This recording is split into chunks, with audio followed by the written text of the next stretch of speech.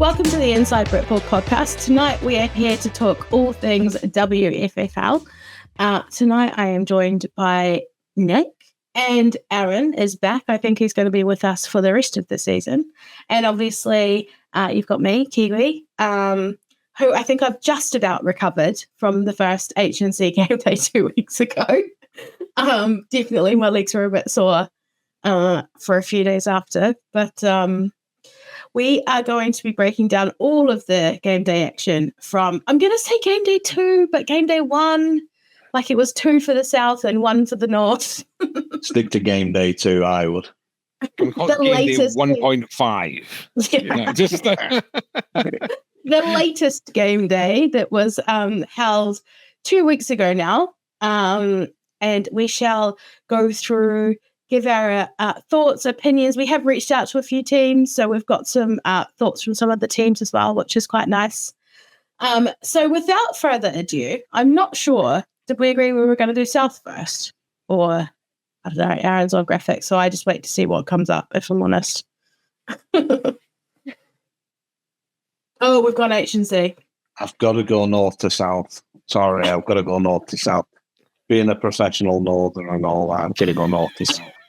Before we go in, I'm a big advocate of going south to north because I think the south are overlooked. I think there's a lot going on in the north. There's obviously wonderful people like yourself, but then there's also the HNC crowd. I think northerners seem to be more engaged in podcastery than southerners, and that's possibly something to do with the bad weather up north. Maybe we spend more time indoors. Who can say? But I just want to say, as we get started, go south. I'm there. I'm there for Jock. I'm there for the site. I'm absolutely, yeah. I'm south of Scotland, so I'm technically a southerner anyway. Hey, but Nice. Yeah, technically, yeah, northerner to me. But right, let's segue that one in anyway, and start with the north and see where we end up geographically. How about we alternate? Next time we'll go south first, so that everybody gets their fair share of going first. Yeah. Not that we. I'm just going to say, I am going to say we've got 2 screens for South, so we will be South heavy in this one. Okay, on that note, we had our first game day in the North, hosted by EKP up in an amazing facility. Just as a side note to everybody, I can't remember what it's called, Tory Glen. Tory Glen, yeah. Exceptional, top-notch facility. I am now, I said even to our Huskies GM, I was like, is there any chance we can play our own tournament there? She's like, I think it's a bit far for a home game, Kiwi.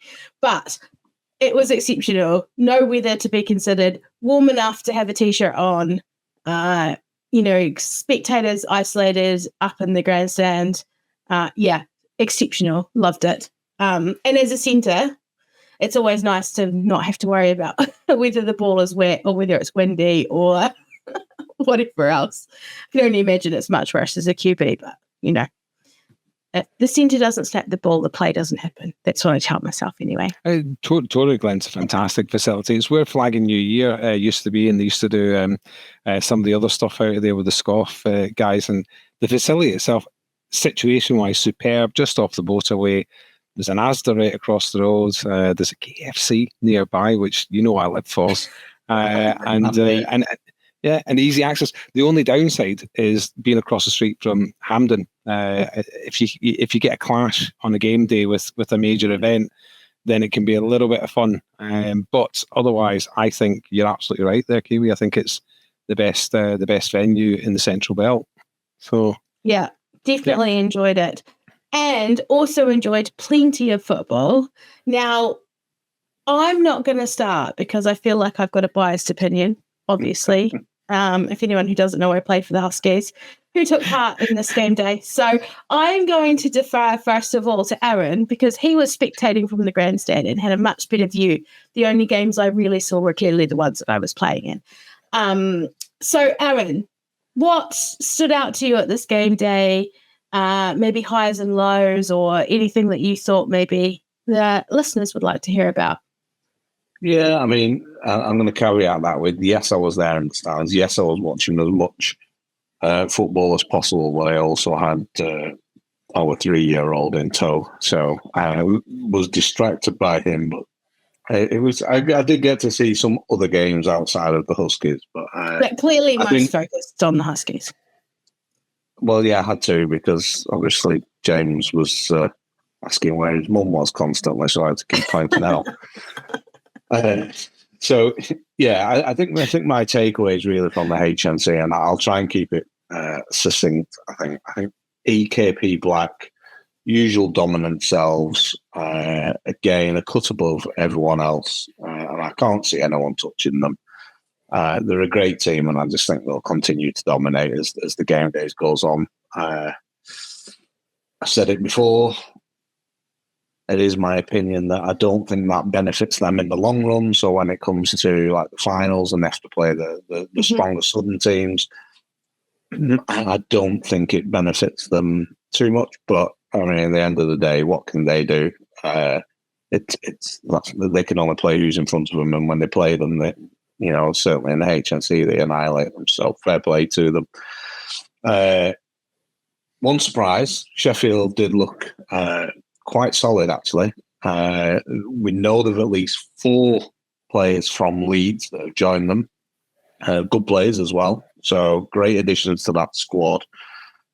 Interestingly enough, Marta wasn't there, but they still look strong. So you can only imagine what they'll look like when Marta gets there as well. So I think they're my ones to watch in the HNC. Do I think they will challenge EKP Black? No. I don't think they will. But I certainly think they'll have a great season this year. Or it certainly started off that way. Mixed day for Manchester Titans with a game against EKP Black. It's always going to be a tough one. And then they played newcomers, Edinburgh Rogues. So, they've only played 2. You'll see it when we get to the league table. I think they're in a bit of a false position. So don't sleep on Manchester either. And then being honest, based on what I saw, I believe all the remaining teams probably can beat each other. And I think some of the scores reflect that this weekend. But Aberdeen, unfortunately, I believe, in my opinion, had probably the toughest fixtures and came away with a few losses, which puts them at the bottom. But I wouldn't sleep on them either. That's a false position for them, I think. Well, we know that Aberdeen have lost some of their players, right, to Edinburgh Rogues, I believe. Last year, a lot of the players from the area were travelling up to Aberdeen to play for them last year, but there was at least 2 or 3 Snowcats that I recognised in that Edinburgh Rogues team, I think, this year. So I think Aberdeen have suffered a little bit in the off-season for that. But again... Still have good numbers, though. Numbers, but they may be rookies. So.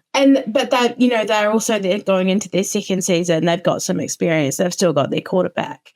We have a friendly banter with them because we played EKP Black as the Huskies first, and then Aberdeen played them second.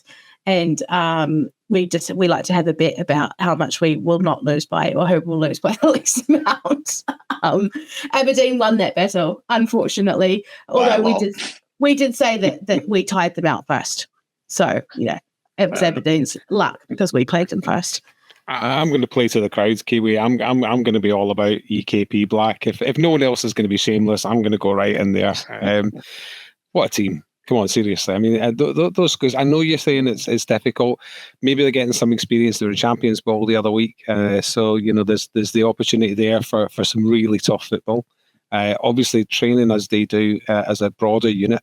And with the others around that area too, Hornets players, Killer Bees and such, they get a bit of iron sharpens iron. If the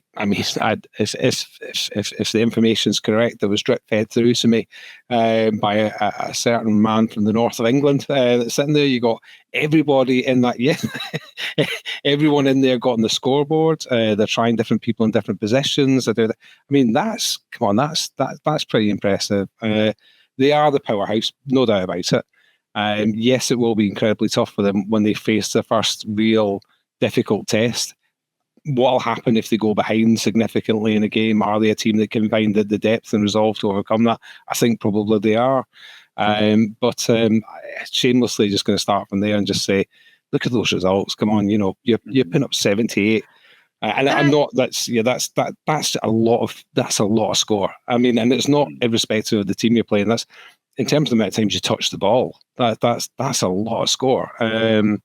So you've got to, you've got to pause for a moment, draw a line under that name, and just say that's undoubtedly, the team that is going to set the standard.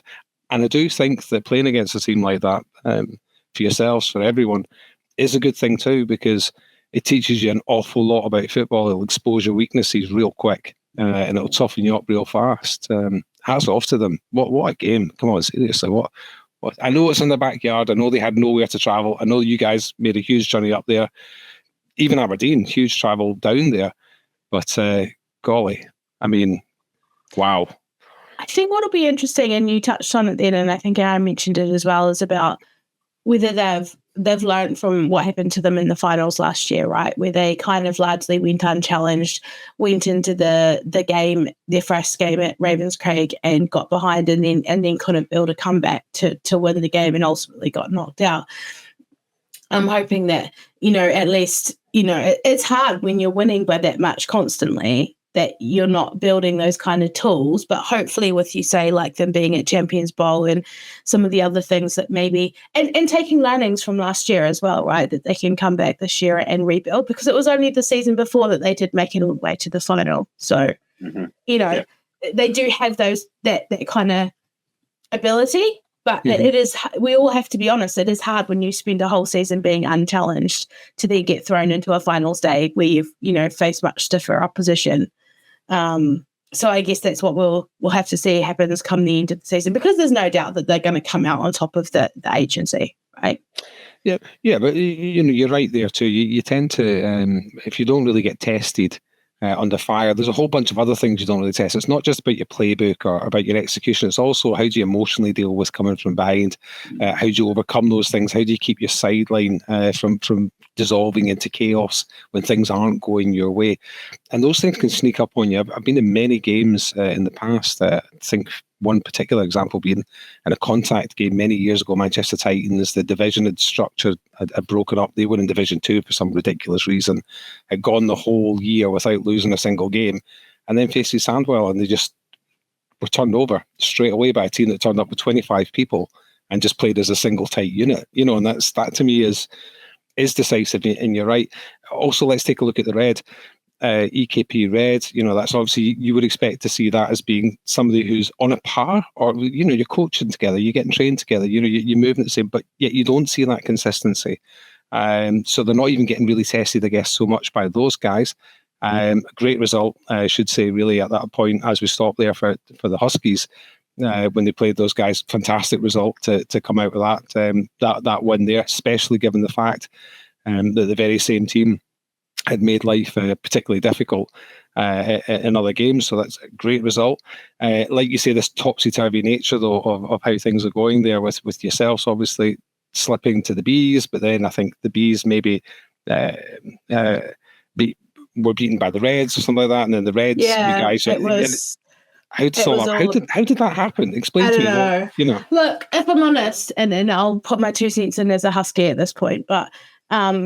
I think we were in control of that Bees game in the first half. We had a really good first half. We were up by 2 scores at halftime.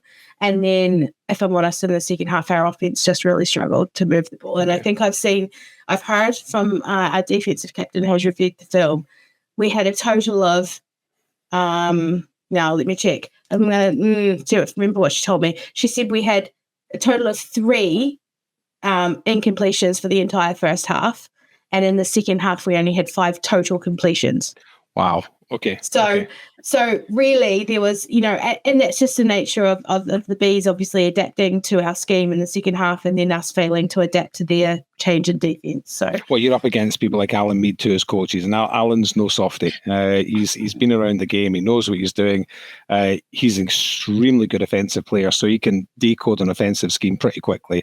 They'll probably, I would imagine, knowing him, he's probably flipped it from a zone to man cover or something like that. That's just given it a bit of a different edge, and And look, I think that's one that, if the Huskies don't make playoffs at the end of the year, I think that's one we're going to look back on and wish we could have had back. because we probably should have won that from where we were sitting at halftime. But, credit to the Bees. They adapted and came back and got us in the second half. But it's made it interesting, as you say, because obviously we beat Red but lost to Bees, but Red beat Bees, and then Bees also drew with Rogues. Aberdeen also lost to Red, but then did they beat Bees? I can't remember. No, Aberdeen lost all their games, unfortunately. Yeah. So in Aberdeen, you can't rule them out, right? Like I played them last year. They're a good team as well. So and this is what I mean about, you've got the three teams, I think, at the top that we would say would definitely get a playoff spot between the three of them. I think you'll get Black at the top. You might, which way around, you'll get Sheffield and Manchester, hard to say with how Sheffield have pulled those Leeds players in the off-season. But that fourth spot, still wide open, completely wide open at this stage, because everybody's beating everybody and losing other games. And, it really is one of those where I don't think you could call who's going to get that fourth spot out of the North yet. I think I do, but I'm not going to say it because my predictions are awful.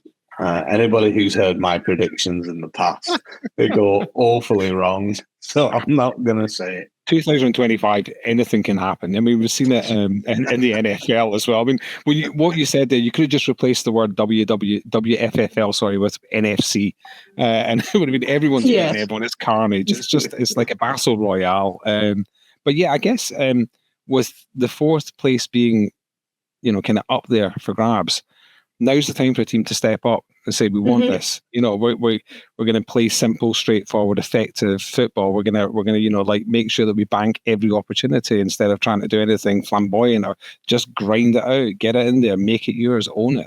That can be done. They're great opportunities, And I think every single one of those teams that we've mentioned is targeting that fourth spot. I think everybody's sitting here going, we could have that fourth spot. That's what we want for this year. So I think it's only going to get, stiffer competition as the games go on. And actually, maybe we will see some more of those exciting scorelines, probably, because I don't expect, Black to be dropping many points to anybody else as the season goes on. So definitely the part of the HNC to watch, I think, is who's going to end up in that spot. Okay. Any more on HNC? Nope. No, okay. Not from me. Let's move to MSC or South. Which I think, did you say we've got two graphics just before I get too carried away? Yeah, so obviously the MSC game days were split in two on game day 2. So you had one in Leicester, which we'll talk through now, and then we had one in Coventry.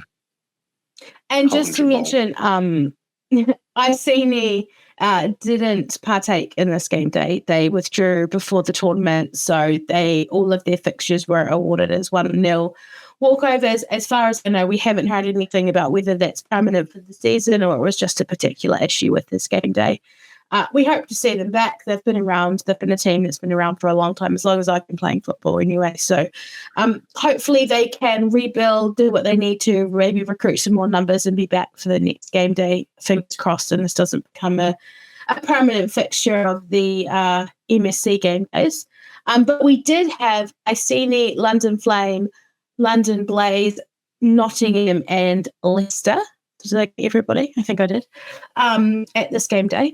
So I will given I gave Arran first dibs on the other game day, Nick, I'll come to you first on your thoughts on this one. We've obviously also had some feedback from some of the teams that I know you had a very long chat with a friend of ours from the South.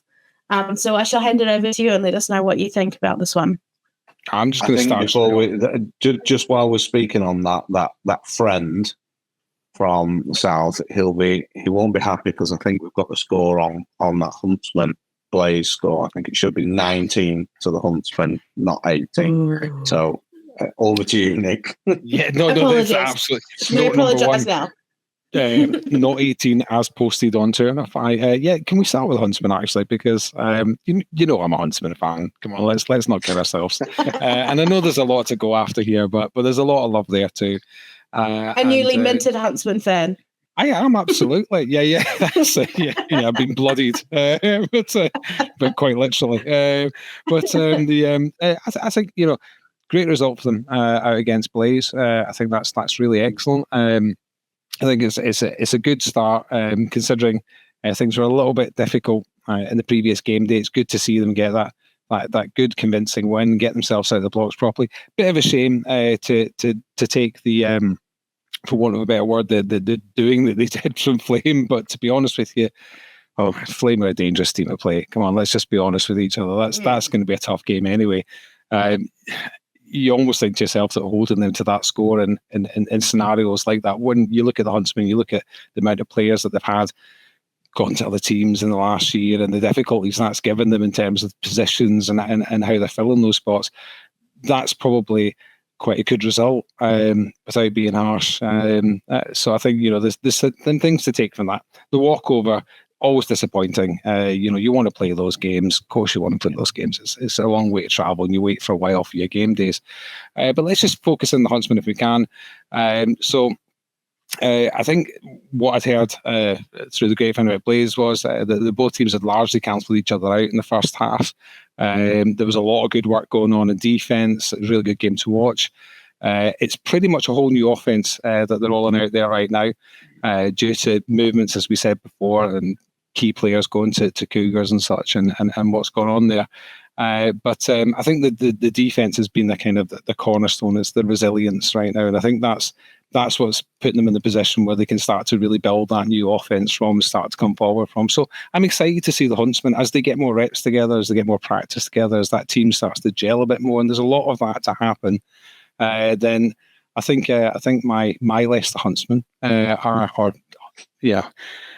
going to push on, and hopefully we'll see a few more wins as the year unfolds for them. Obviously, starting to rebuild the team's also a difficult thing. So I would start there.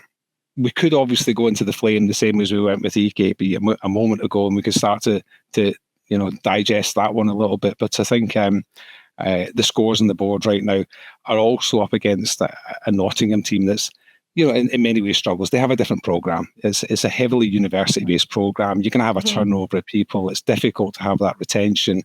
You're not in the same kind of place as other clubs are. Nevertheless, though, as we said before, with the 78 with EKP Black in the north, 77 is a lot to put on people. I mean, that's a lot of touches of the ball. You're expecting a lot of game-changing moments in defence to be able to give you a score like that. You need a lot of drives to give you a score like that. And I think, given the composition of that team, the excellence of that team, I think right now, looking at it, there's a real battle royale coming on there as well. Because they're there and you've got this big pressure from Cougars too, that you can really see something all coming to a head in the south. And I think that's going to be a particularly interesting dynamic to watch. What do you think, Arran? What are you taking from this just now? I'm the jury's still out on Flame for me, if I'm honest. And the reason for that is I don't believe they've played anyone that I would consider to be top, certainly not the top two teams. That's what funny you mentioned that. I was literally just checking to see who they had played in game day one. I was seeing if they'd played either of those Coventry teams, and they've not. I was just trying to have a look. Yeah, they haven't. But I'm not saying that they are not going to get to playoffs. I mean, we'll see the table later, but at the minute, Flame are sat at the top. But I would argue that's a slightly false position and might right itself. Are they in the top three? I think I'd stick my neck out and say that. Yeah, I think they're in the top three, but I don't think they're better than NXT Cougars, if I'm honest. Well, these are teams that are small for talent, but they've also got. I mean, Jock, taking nothing away from anything. We know her, personally from being on this show and things too, and everything about her is a baller. Everything about her is a baller. When you put a player like that in any unit, it raises everyone around you. It just does, But sorry, Arran. Yeah. We know that she plays defense for GB, right? But she ultimately, I assume, probably plays both sides of the ball for Flame. We know she's a receiver for the Warriors as well, so she has that ability to make a difference on both sides of the ball. Job. So yeah, I agree with that statement. Yeah, and this is not belittling anything that they're doing. They're again, like EKP. They're beating the teams that are put in front of them at the end of the day. And as you can see there with the 77-0, convincingly in my eyes. And for me, the key game there is that 50-0 against Leicester. I know Leicester do have a whole new offense, and for me, that result is probably Leicester would be the ones that I would put nearest to them. Maybe Amazons as well.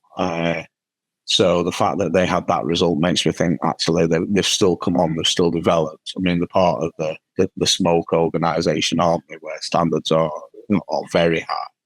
So look, this is not belittling their results. They've played people in front of them, the teams in front of them, and they've done really, really well. I just think it'll start to even out as the game days come when they start to play the Coventry teams.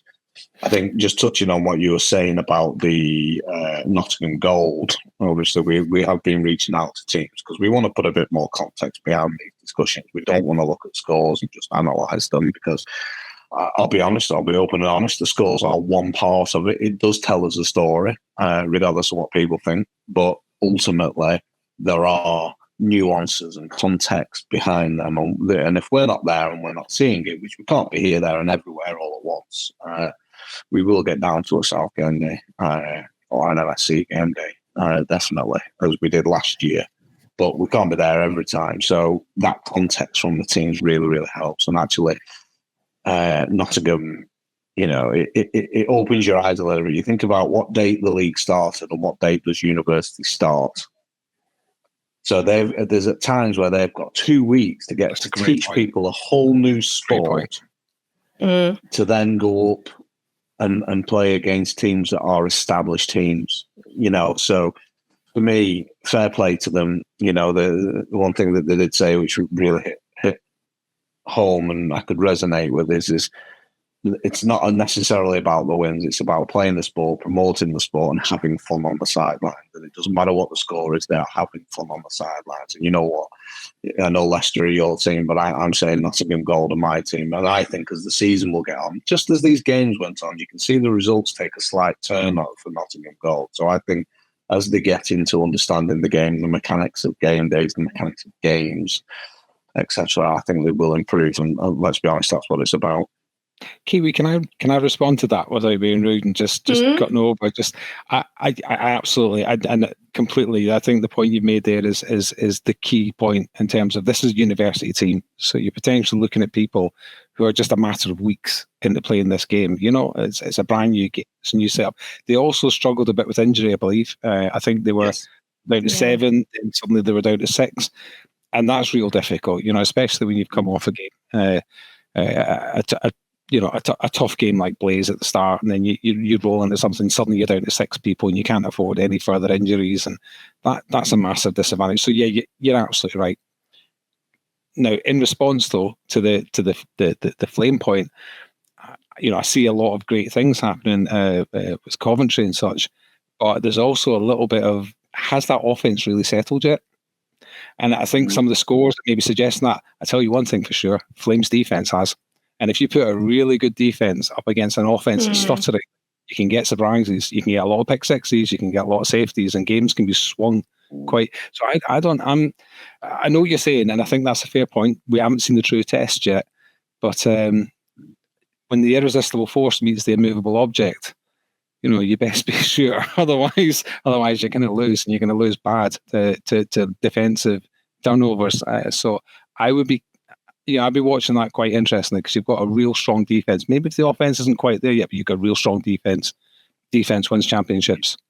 Yeah. So, no, and I agree, and I think that's why I'm on the fence. I just want to see. I want to see what they do against the more challenging teams, and I think at that point, that's when I'll be able to see where they really are. And so it's certainly not ruling them out, but equally, it's like I just want to see where they're at against the challenging teams. Yeah. Go Huntsman. That's all I'll say. That's all I just want to leave. and I think Flame have also done, recruited a few players in the off season. I believe they've also got some young GB talent coming through their squad as well. So I think what we're all really waiting for is to see how they stack up in those 2 Coventry games, isn't it? And I'm not sure. I haven't seen the schedule, but I assume we'll get that in game day 3. So I think that's what we're all waiting to see, right? How they stack up against Ice and Cougars to see. what the picking order in the South might look like. Okay, let's move on to the other game day, Coventry Bowl. Yeah, mate, there we go. This took place in Coventry. We obviously had the two Panthers teams, the Coventry Cougars, and we had the London Amazons. Arran, I'll let you have first dibs on this one. For me, I can't get past the first results on the score sheet, but I will let you guess your first, and then we can move on from there. Yeah, so similar to we've had quite a good bit of feedback from all teams, to be fair, in terms of a bit of background and context. Certainly in the MSC, so they've been really engaging, which is great. That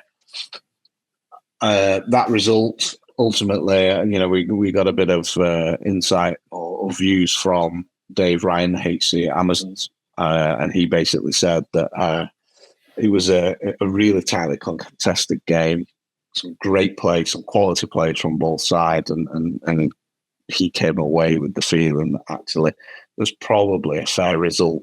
So it's all equally matched with some quality football played. So that's good, and that's certainly promising. I know that some of it might look at Panthers Ice is a B team ultimately, but no, Panthers Ice is part of the Panthers organisation. So similar to EKP Red, they're training with them. They're iron sharpens iron, to coin your phrase. Amen.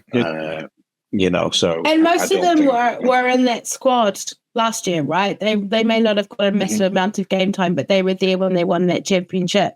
They were on the sidelines. They were filling in any injuries or changing the schedule. So although a lot of those, they have designated them into the second team now, a lot of those players do have that experience from last year, right? And I think that does help. Yeah, absolutely. And just sticking with the Amazons, basically, from what we've got back is that the game against Cougars, obviously, it was a tough game. Started a little bit slowly and then started to grow into the game with a few key stops. And then another tough game against Onyx, as we know. I think Coach Ryan basically said they may have been lacking a bit of depth at that point, but ultimately the team worked hard to keep the score respectable. And it is worth noting, I think, that the Onyx score, that 46-6, I think they scored in the last play, did Onyx. So actually, it's not far off the result against Cougars. And I'm going to be honest here, 33-6 against Coventry Cougars isn't a bad score. And if you take off that one score, which you can't really do, because at the end of the day, Onyx scored it on the last drive, we scored it. But, ultimately, if that didn't happen, it's a similar result. So it's a fine line between, it being a good result and being unfortunate. But I'm going to keep my eye on the Amazons. They look to be developing and progressing a little bit. Ultimately, it's a small, tough game day, I would say, for Panthers Ice and for Amazons, because they're playing ultimately the two behemoths that battle it out all the time. So I think every one of them can hold their head up high on that. And speaking of which, maybe this is a good segue. I'll throw this one to Nick. We obviously saw a rematch of the week one game day, which was a rematch of the final we had last year, which was Panthers Ice v Coventry Cougars. Cougars have come away with a 14-18 win over Ice, the different champion side. And that's the second win this season, because they also beat them in game day one. So what do you think that tells us about maybe the two Panthers teams and then Ice v Cougars?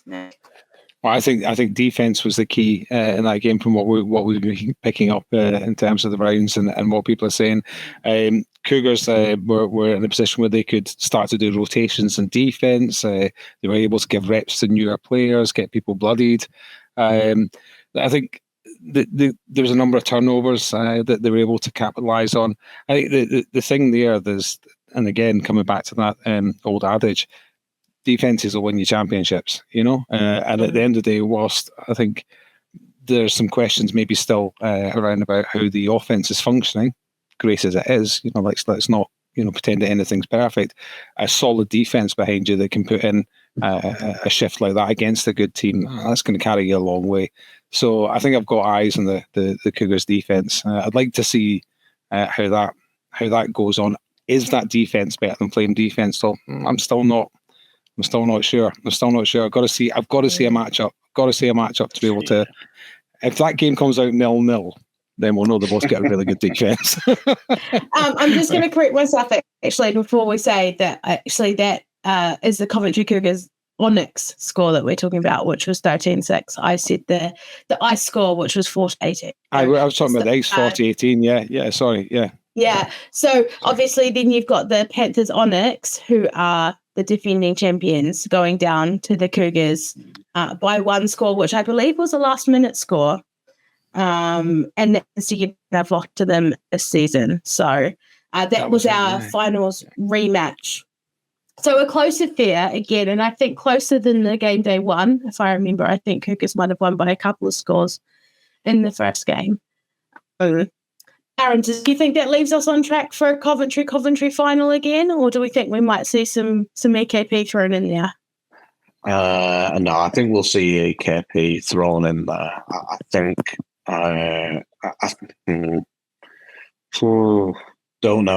Don't know now. I'm scared to finish that sentence. I don't.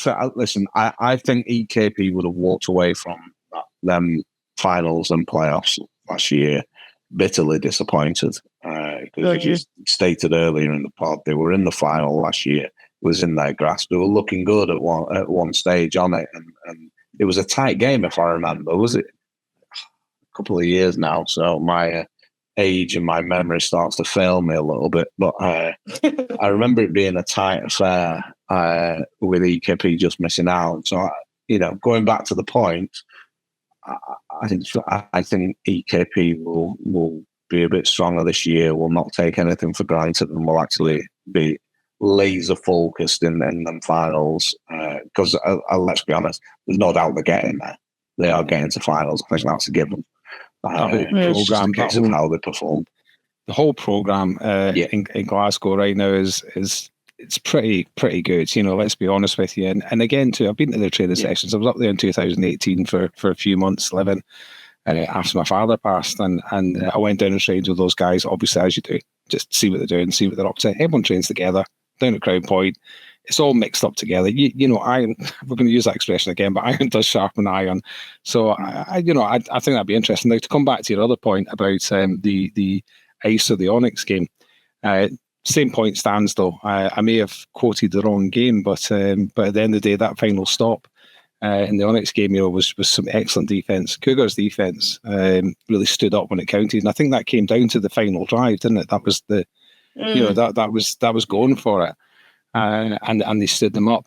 You can tell by a scoreline as well. In flag football, a 13-6 scoreline suggests to you that it's been a well fought battle, and they're the times that. They are the kind of games that'll season you to make a deep run into the finals and the final stretch when you're into those last decisive games.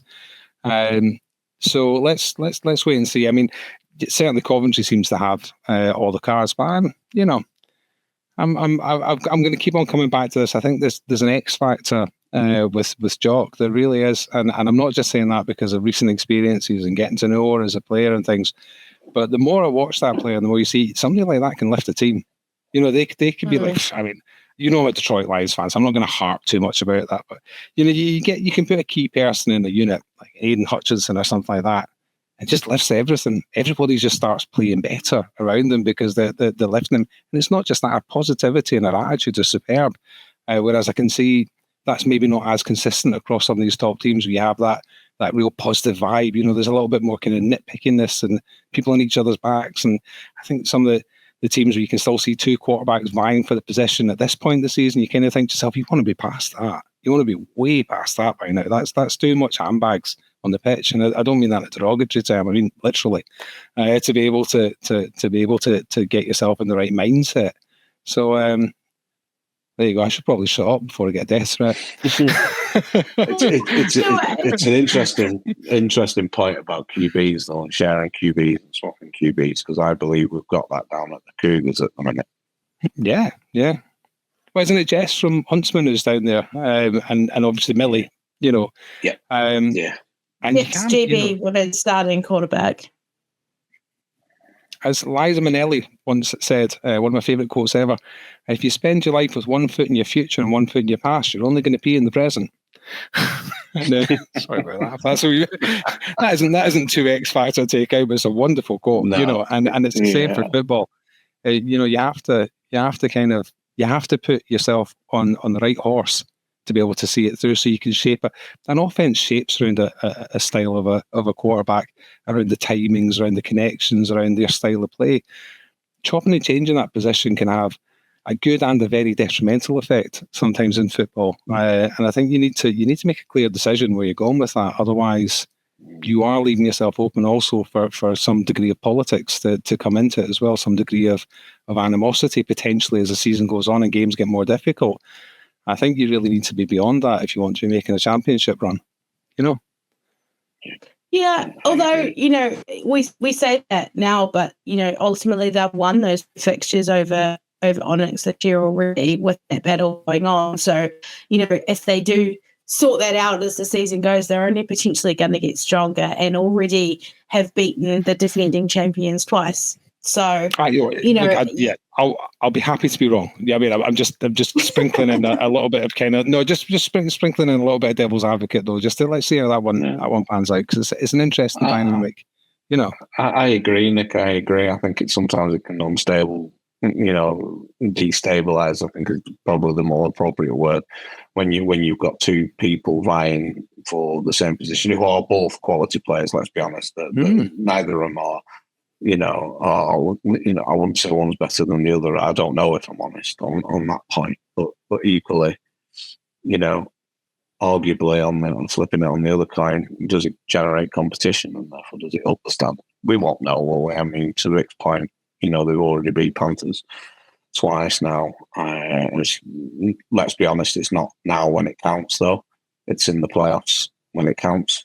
So, and ultimately that didn't happen last year for Cougars. So they'll be coming back for, I'm sure, is it number 10? Are they after number 10 or have they already got 10? I'm sure it's 10. I think they've got 9. I think they're after 10. Okay, so they obviously missed out last year, but. So at the same time, too, I should maybe reserve my own views on that. They know a thing or two about football, right? Oh, absolutely. And again, as the NFL teaches us everything this year too, you get, the Bills will always be the Chiefs in the regular season game, but they ain't ever going to beat them in the playoffs. I mean, that's whether that's what or whatever. But that's football for you. No, but can I just tip a cap out of respect, and obviously I don't want the Cougars to take anything I've said there as being. I just mean from a harmonious point of view, from getting a system to work correctly. You won't get the best out of it if you're chopping and changing key elements. You just won't, But if what they've got is good enough, then yeah, sure. Yeah, I mean that'll carry you.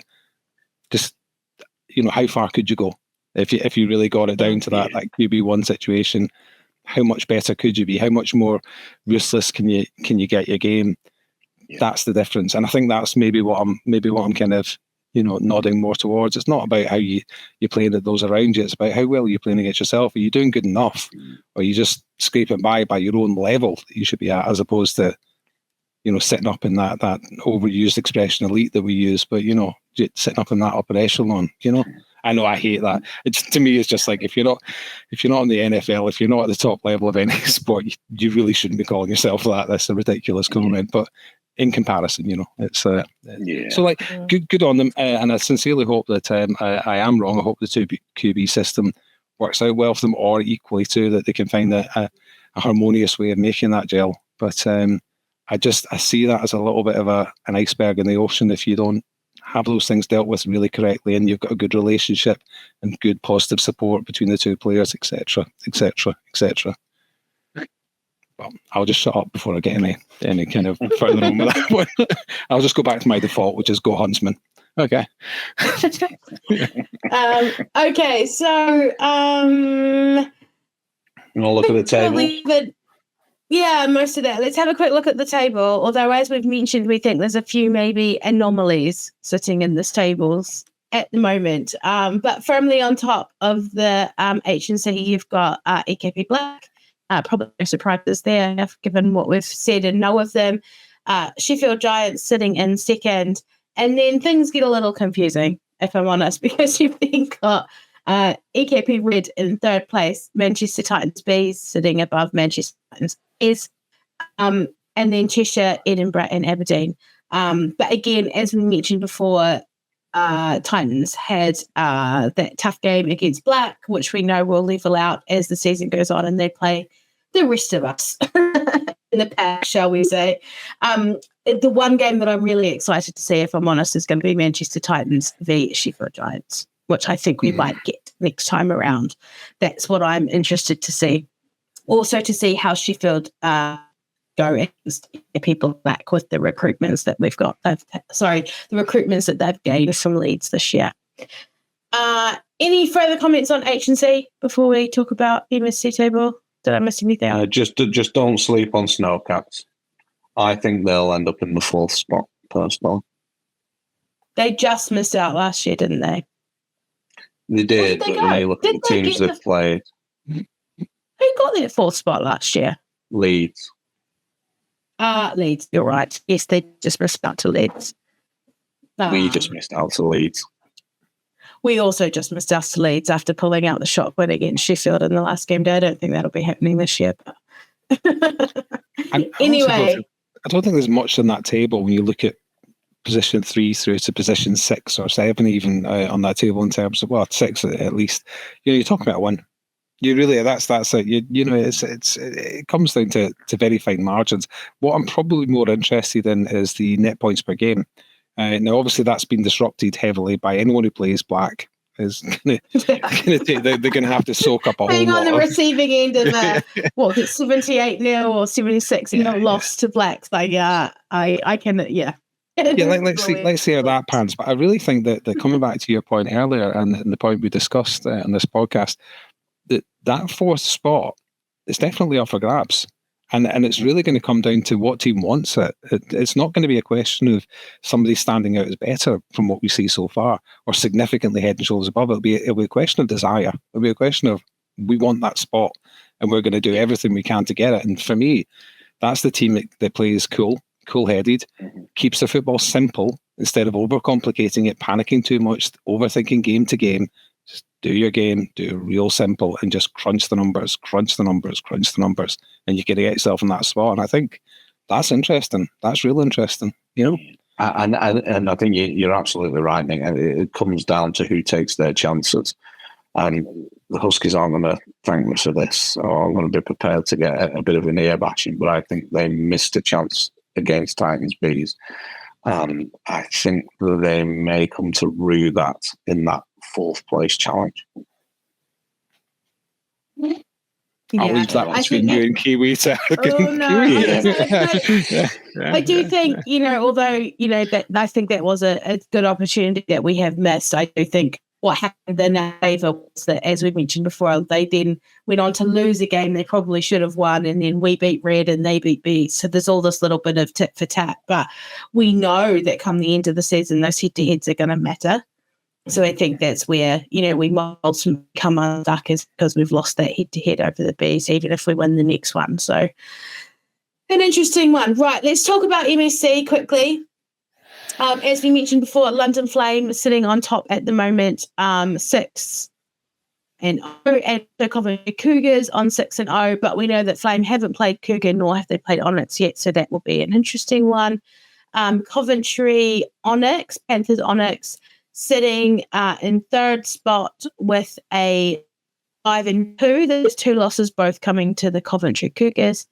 And then I think you get a bit of the rest a bit till you get down to kind of Nottingham and Iceni at the bottom, where you've got Leicester, London Blaze, and Coventry Panthers Ice sitting in that kind of second tier, I think we shall call it for now. Arran, thoughts on this one? Or again, No, again, let's see how Flame get on. I suspect they'll drop down. I don't think they'll drop down any further than third, if I'm honest. But I think they will when they start to play a couple of challenging games. What I will say, in fairness, and I'm not jumping on the next bandwagon here, but given Leicester have Tars, pretty much a whole new offense. They're still sitting pretty well, in fairness to them. So they're managing their games. Despite that 50-0 this weekend, they're still managing their games and getting some results out. And again, as I said earlier, let's watch these Amazons because I think they'll creep up a little bit as well. How far, I don't know, but I think they'll creep up. The thing that worries me about Huntsman, the thing that creates the vulnerability in there is I think Becky Day, the centre, blew an ACL. I think I'm correct in saying that.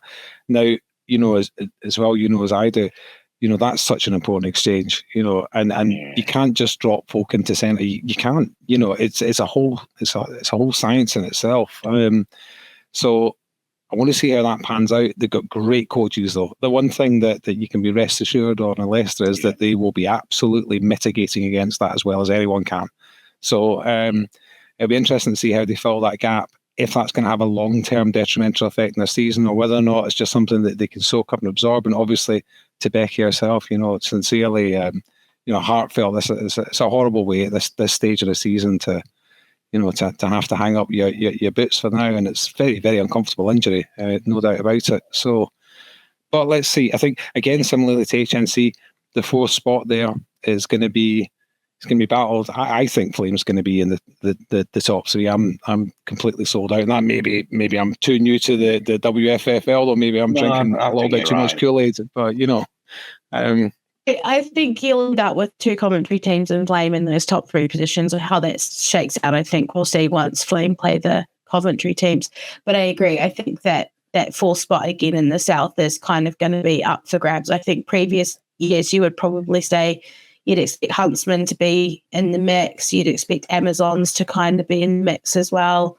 But yeah, let's see how that plays out for over the rest of the season, because I do think, as you say, that fourth spot in both divisions is up for the taking, really. Just on a final point on Huntsman, I'm sorry about this, but I think there's a player there, Artemis Downer, who's just joined them, a cricketer. Who's got an absolutely stunning arm, who can really, really stretch a field. Now, this is a brand new player to the game, so there's going to be a little bit of transitioning there. But if that QB can settle in, then you've got a different dynamic. You can threaten people in different areas of the field. And if cricket teaches you anything, it's how to deliver an extremely accurate ball. So if you can transfer those mechanics into quarterbacking, and they're very transferable, high release point, all that stuff. It's we do tons and tons of QB drills, like based around cricket drills. There's a lot of transferable skill there. That'll be an interesting dynamic. So let's see how that centre quarterback thing works out. Kind of hoping, obviously, I've nailed my colours to mast. I'm hoping the Huntsmen turn it into gold, and we have something fantastic there, and they hold that spot and go through. Especially having lost so many players to other teams, that must be heartbreaking. You develop a load of talent, but yeah, people do naturally move on in the game. That's part of the game. But you're starting afresh again, and you're like, okay, and then your centre goes down. But we've seen some crazy things happen in football, and I'm definitely 100% sold out on Huntsman. So I'm hoping that they do hold on to that slot. Okay. Okay, I think we can. We've pretty much covered all we can on WFFL. So, Nick, are you ready for this? I will give you 4 minutes. 4 minutes. To touch on SCOFF and the Winter League. Starting now.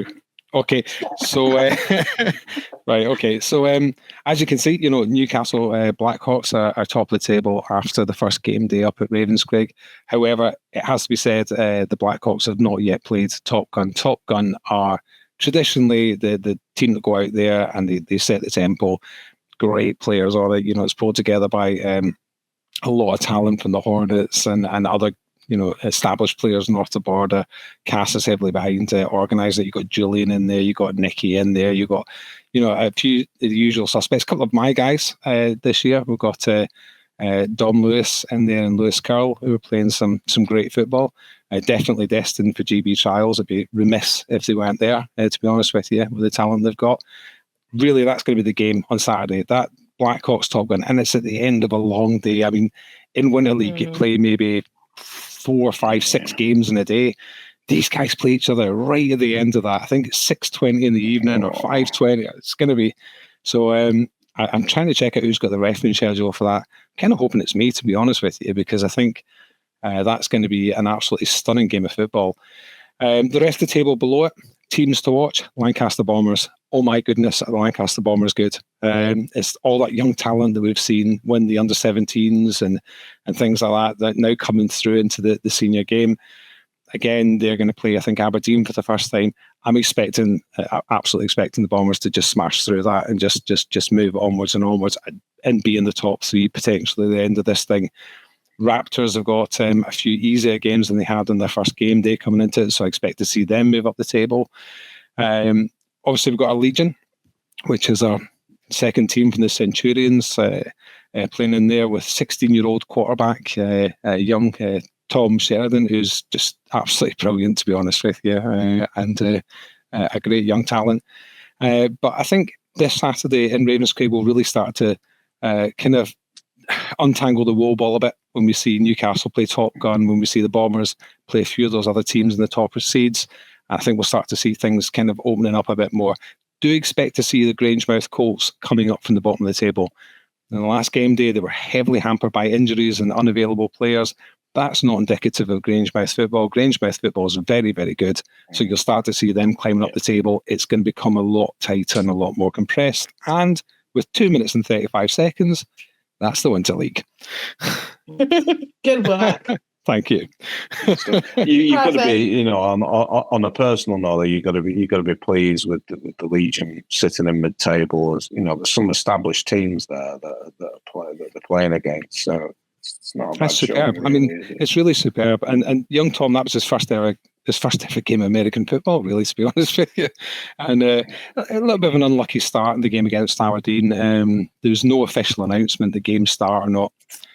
He's stepping on the pitch, thinking people are warming up still. Aberdeen are aware of the fact the clock started. They just took a touchdown straight away. Even though he's 16 years old, they took the opportunity, which is a little bit shameless, to be honest with you. But that's it. But it's that's the nature of the game, and it taught him an awful lot real quick. He won't make that mistake twice, that's for sure. I'm very happy with. These are all rookie players. These are guys who have barely played in American football before. So seeing them kind of go out there and do well, it's really nice. It's really good for the programme. And we're hoping to put a second team in the NFFL next year, which will be another Centurions team. But hey, look, I'm not gonna bang on about our lot too much. Really happy with how they're doing. It's great. It's development football for them. Can we just tip our cap to TS17?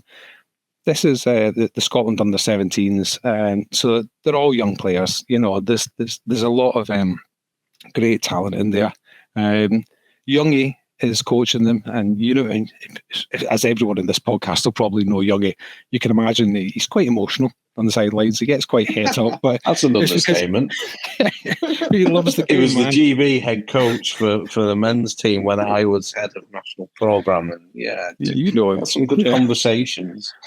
He's fairly passionate, it's fair to say, but he's a good guy, though. He's a good guy. That's it. And if it wasn't for him, we wouldn't have fantastic things like the Winter League and Flag and New Year and those kind of things going on north of border. So credit to him. He's a lot of passion, but he's got a lot of energy he puts into this. And if some of that rubs off in that TS17 team, that's some great talent. Okay, and I'm going to tip a cap to them. I can see them picking up a few spots. I think it's going to be a bit tough this weekend when we see some of the head-to-heads that need to happen in order to kind of really establish a running order. But Newcastle Top Gun, that's going to be the one. Cammy is playing for Newcastle, which is just blowing everyone's mind because it just seems weird and wrong, but he's there. South of the border. Unbelievable, yeah. I think he was just allured to all the pair of those two teams are there. It's all 2QB. It's great to watch. It's all that kind of like all the stuff that is obvious with 2QB. You're trying to get a defense to break down into man cover and then try and get the matchup that suits you. I mean, it's very, very simple football, but it's very good to watch and it's very, very exciting. So I want to see how both those teams do, how those man-on-man matchups go, how that's going to untangle itself. And, games like that, people like Nicky can really shine, and he can really kind of start to come into his own. But hey, if you're not doing anything better, as I said last time, and you're anywhere around the Central Belt on Saturday, get yourself to Ravenscraig, because that's going to be a humdinger of a game of football. Okay. Cool, amazing. Right, I think we have covered everything. I don't think we've missed anything. I am going to finish the podcast with a shameless plea for anyone who might be in the Cheshire region for the next game day. My beloved Huskies are still looking for referees to help us. We have can obviously self-officiate, but it will mean a 7-hour day for our compatriots in Scotland because we only have 4 teams. So if we want to run 2 fields, we need 2 full crews of referees. So if anybody is around, please reach out to Jenny. I know it's tough because Manchester Titans are also running a game day literally an hour down the road from us on the same day. But probably less than an hour, you're right. So if anybody is around on the 22nd of November, please do drop Jenny at Huskies a message. I'm sure she would love it, and we would love to have the ability to run 2 fields. And on that note, we're answering that call. I believe Paul from our team is looking to step up and bring a couple of hopefully referees there too, because it's great what you're doing. And we have, guys, what Kiwi's saying, we're a community, all right? We have to support each other. If we want to grow our sport and we want to get competitive and we want this moment in time with the Olympics now to not just be a flash in the pan, but to really let young talent come through, to really get fresh blood in the game, to let the game grow and expand, to be everything it can be. Referee, support your club. Coach, it's not just about being a player. We can have a whole bunch of players. That's not going to get us anywhere. It's structure the game needs. So get behind this, all right? Sorry. I'm standing up for you there too, because without volunteers and referees, we're cooked, Yeah, and if nothing else, nobody wants to, we can't kick off our game day due to availability till 1. So, it means that our Scott friends are going to be hanging around until at least 8 p.m. to play all the fixtures. So, at least in the interest of keeping their day slightly shorter for the amount of travel they have to do, it would be great if we could get some more referees. So that is my plea. If anyone's listening, then please do reach out. And on that note, I think we can leave it there. I think we've managed to hit an hour, which is something we're not very often managed to do. Yeah, so well done, team. And please tune in. We will be back with another podcast after the next game day, which I just mentioned is on the 22nd of November. So expect to hear from us in the week or 2 following that game day, where we can update you on the outcomes, the tables, the results, some of the games that we highlighted in this podcast that we're looking forward to seeing. Thanks again for listening and watching, and we shall catch you soon.